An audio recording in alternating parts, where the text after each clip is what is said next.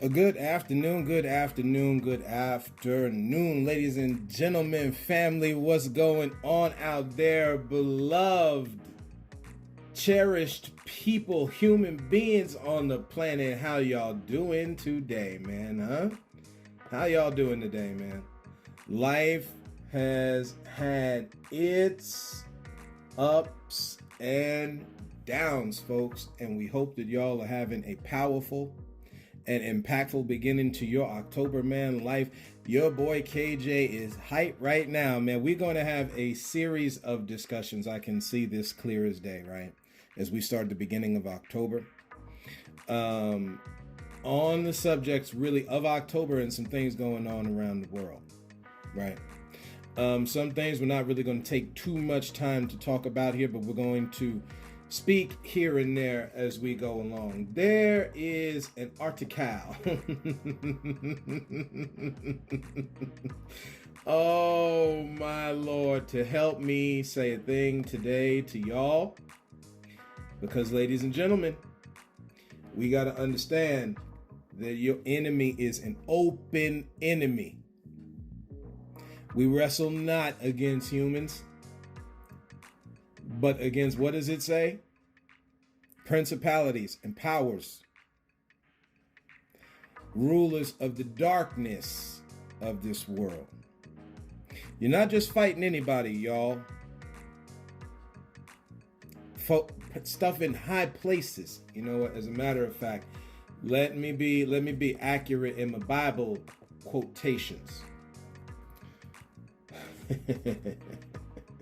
Y'all, well, as we go to look this up here, y'all welcome in us the 700 plus strong who believe in, subscribe to,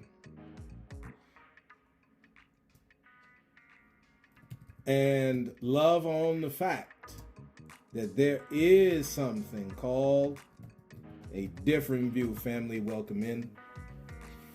Ephesians chapter 6. We've referenced this, I believe, a couple of times on this podcast, but it bears mention. Of course, we talked about a while ago with Father's Day and all that, the classic verse 4, where again, everybody talk about that whole children obey your parents in the Lord and honoring thy father and mother. We good from that. We could preach sermons till the cows come home, go back out into the field and come back again, right? And go back out again and come back, right? But fathers, provoke not your children to wrath. We don't talk about that too much. And yet some of this has got to do with provoking kids to wrath today, right? Servants, be obedient, because we're gonna start there. You know, this was a verse that was made sure to stay in the slave Bible back in the 1500s, as we etch ever closer to World Indigenous or Indigenous Peoples Day, right? AKA what other folks call it as Columbus Day. Servants, be obedient to them that are your masters according to the flesh, with fear and trembling in singleness of your heart. The part they miss is the unto Christ part. You're not doing things to man, you're doing them to the Lord. And the Lord definitely is doing what is right toward those in service to God, right? At least that's how the Creator's doing it. I don't know about the people that well. Okay? Verse 12, we wrestle not against flesh and blood. Again, when it says it like that, it means solely. The fight is not against what you see, y'all. Principalities, powers, rulers of the darkness of this world, against spiritual wickedness. Since we in October, we'll speak a little more freely on spiritual things. Spiritual wickedness. Shout out to Halloween one time, right? I know about All Saints Day and November 1st. We're talking about Halloween, though, because that's the part that we have discredited a bit too much. Again, spiritual wickedness in high places, right? In the mind, y'all. The sick thoughts going on in the mind, which leads into the strike from the port dock workers. So we just gonna let it play. We're gonna go over a few little notes here, and again, then we're gonna stop, and we will have a separate conversation.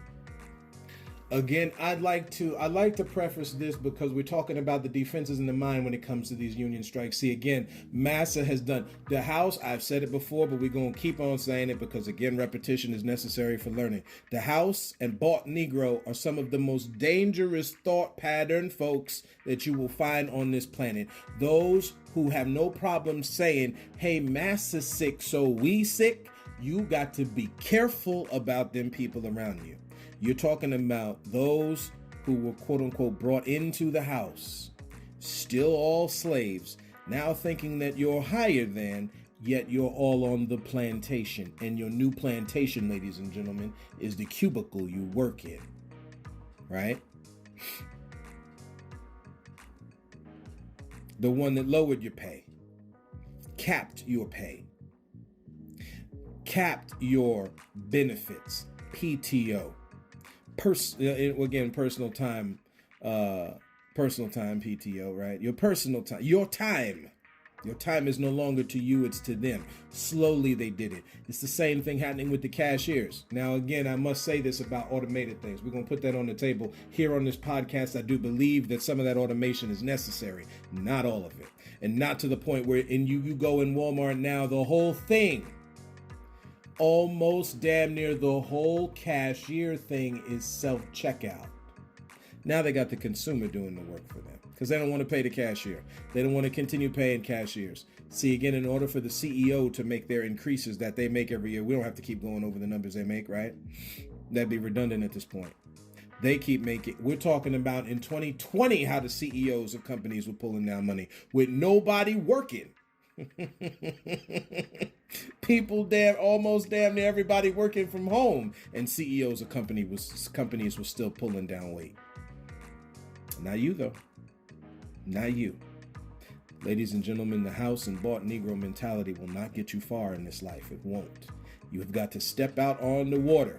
Follow the master, not massa, and step out on that water. Hey, right? So here we go. Here's the quote. Here's the video from CNN. We haven't done a video in a while, because I really just haven't found one that I could just play like that. 2 minutes. Here we go. Ran out last night at midnight, and now you have tens of thousands of dock workers on strike this morning. Just here alone at the Port Authority of New York and New Jersey, they employ over 4,000 union members, and many of them on strike here this morning for the first time in 47 years after the union and the U.S. Maritime Alliance could not come up with a deal before midnight. Just to show you some of what's going on around me, over here over my right-hand shoulder, you have containers that are piled up. These are empty. No one, though, is going to be picking them up and loading them because the members on strike behind me right here. You have a couple hundred of them out here since early this morning. Then if you take a look over my left-hand shoulder, those are the ports. Those are the docks. They are essentially closed. Nothing going in, nothing going out. Now, Kate, this all comes down to money, wages, and job security. Many of the members behind me are holding signs saying just that. They want to make sure that they're getting paid appropriately, and they want to make sure their jobs are secure. Listen to the president of the ILA union just last month talking about what they're fighting for. You gotta draw the line. These companies that work in the maritime business come from overseas. Not one of them belongs to America. They want to come into America and build fully automated terminals and get rid of American jobs. Good paying jobs that support families with medical, pensions, annuities, and pay taxes. They want to get rid of them. And USMX says that they've made an offer of up to 50% in wage increases over 6 years, as well as keeping language in the current contract that would help stop automation of jobs. But the union saying that is not enough.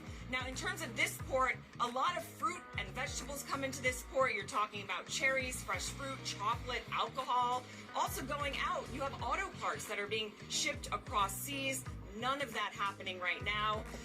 I just want to pause this real quick while she is talking. Awesome. This is an awesome article right now, family. Wouldn't you say?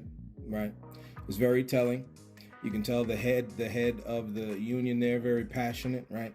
When you're dealing with seas and overseas, right? Shout out to our military, because again, we're coming to that time of the year here in November where we and of course, unfortunately, there's something we have to honor here as far as Pearl Harbor goes. But again, that comes to a conversation about World War II, which we will get into, right? We'll continue to have these conversations, ladies and gentlemen, because they're necessary, okay?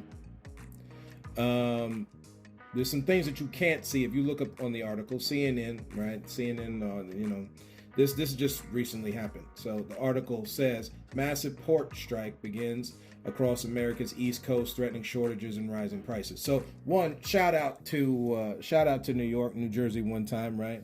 My home, where I'm from, okay? Where again, a lot of these ports are. You're talking about your ports, your coastlines, right? Down south, that'd be like Louisiana, Alabama, right? That have been people who have been hit by these horrible storms. Texas, right? Hit by of course, the Carolinas, right? Florida. I pray nothing but repair and blessing and restoration to y'all. This ain't trying to sound like no televangelist kind of thing, but I'm being for real. Restoration, restitution, repair. That's a real thing, y'all, between all the people groups on the planet and what we should be doing to each one of them. I've heard a lot about this, just not to get into this, but not to get too far into this topic as far as their damages are concerned. But ladies and gentlemen, we got to get, because climate change and all that mess from the vice presidential debate. If y'all didn't see it, so be it. If you did, again, it's just a whole lot of mess, y'all. And normally it's got the worker involved, because again, this is a big old hopscotch game where they hop right over your number. You know how you put hopscotch in the street, right? To our black brothers and sisters, normally the sisters more than the brothers, playing hopscotch in the street, And of course, there's also double dutch, folks is famous for, right? Black folks is famous for, right? Got to make some games while you're in the hood getting wasted away. But anyway, I digress.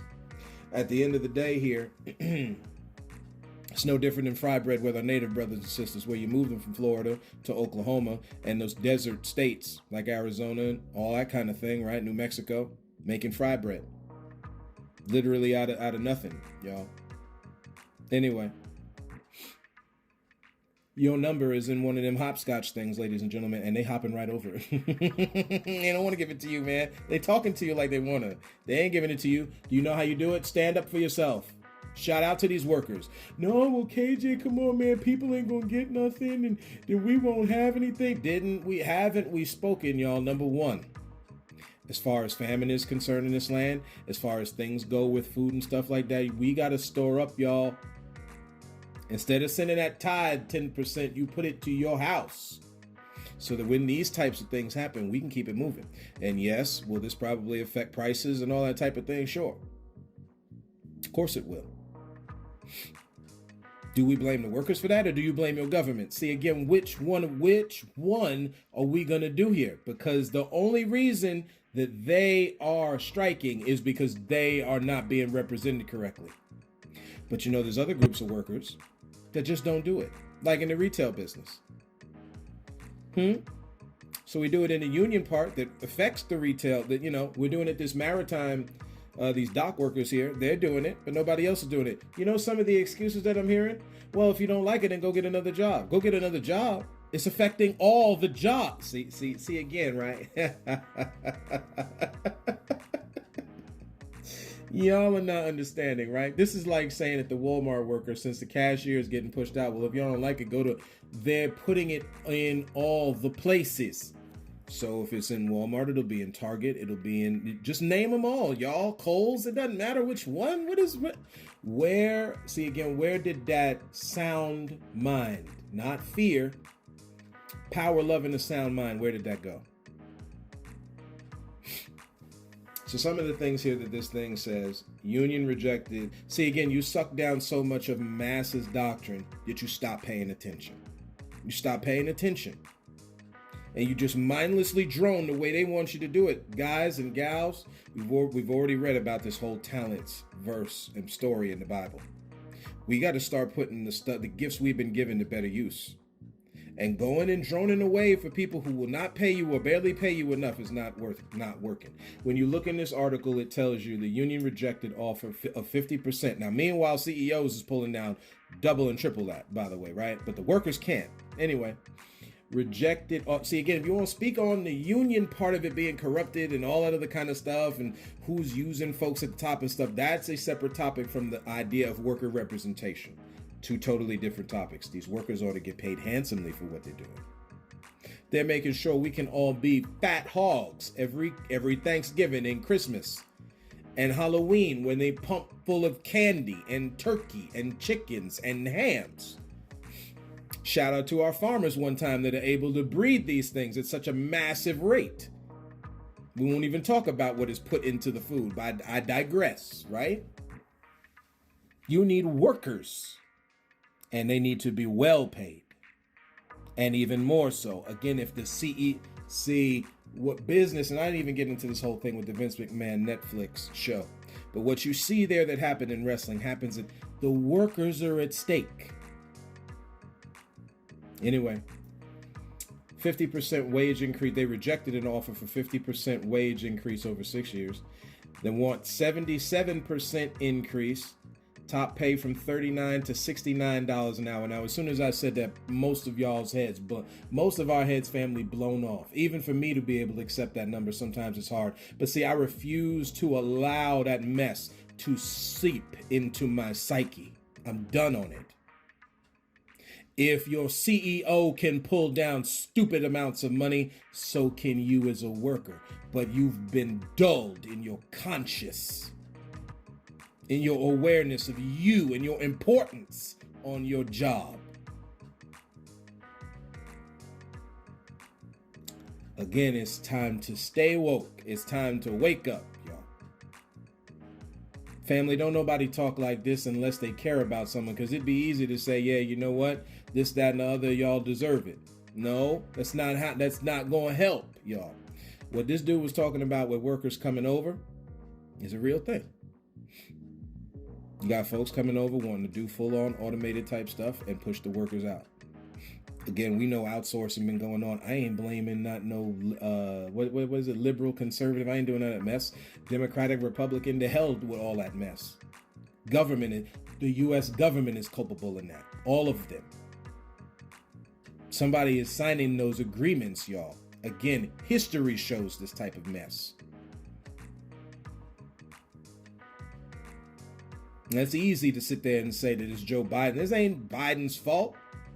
This is a governmental failure. Started way back when. And you're just seeing the fruits thereof now. That's all. It's just a repeated pattern, ladies and gentlemen. Again, we already talked about Labor Day. Many of these kinds of things was what started the pushback on Labor Day. Because bosses used their workers improperly, and they still doing it today. Let us finish the video, and then we're going to go on. Let's go. As for the Biden administration, they are monitoring this very, very closely. They say they are in touch with both sides. One thing that business leaders around the country and the U.S. Chamber of Commerce is calling for is for President Biden to invoke the Taft-Hartley Act. That is a way that that the president could potentially stop this strike. However, President Biden says he is not looking to do that right now. All right. So that is that. The 27th president.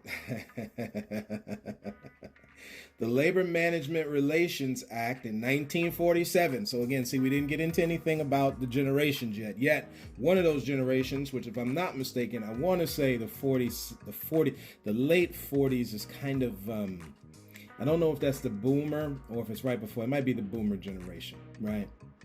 Better known as the Taft-Hartley Act, is a United States federal law that restricts activities and power of labor unions. It was enacted by the 80th United States Congress over the veto of President Harry Truman, becoming law on June 23rd, 1947. Again, these are things that you can look online. Let's see. Taft-Hartley introduced in the aftermath of a major strike wave in 45 and 46.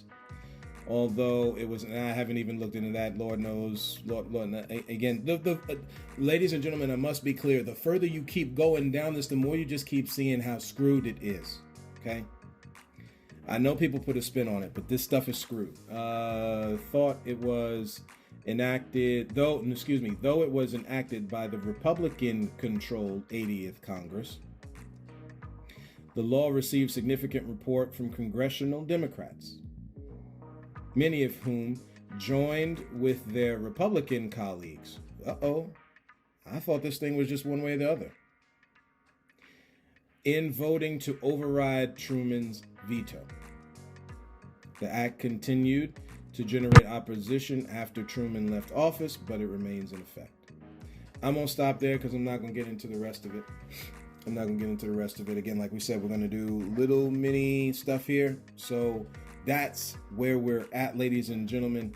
Thank you for walking this road with me. Look forward to the next couple of episodes here because we're going to continue on this strike. Let's leave myself a little note here on this labor strike. So on and so forth, right? And until next time, as always, look to find the beauty in a different view.